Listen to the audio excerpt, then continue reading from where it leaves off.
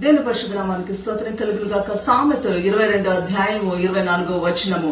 కోపచిత్తునితో సహవాసము చేయకుము, క్రోధము గల వానితో పరిచయము కలిగి ఉండకుము. వాక్యంలో చూసినప్పుడు కయీను హేబేలు మనం చూస్తున్నాము. హేబేలు అర్పణ దేవుడు తీసుకున్నందుకు తను ఏం చేశాడంటే అన్నైన కయీను కోపముతో తన తమ్ముడిని చంపినట్టుగా మనము చూస్తూ ఉన్నాము.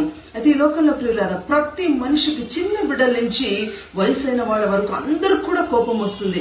కానీ ఆ కోపాన్ని మనం కంట్రోల్ చేయాలంటే మనిషి నుంచి సాధ్యం కాదు. అది పరిశుద్ధాత్మ తండ్రి దేవుని వల్ల మాత్రం అవుతుంది.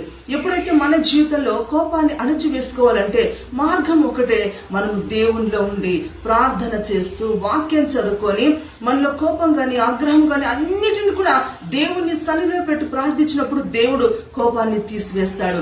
నెమ్మది, సమాధానము, ఆరోగ్యము, సంతోషము, నిదానాన్ని ఇచ్చి దేవుడు మనల్ని సాత్వికంగా చేసి ఆయనలాగా మనం కూడా ఈ లోకంలో సమాధానం కలిగి ఉండుటకు జీవిస్తాడు. అందుకే మనం ఏం చేయాలంటే దేవుని సన్నిధిని వెతకాలి.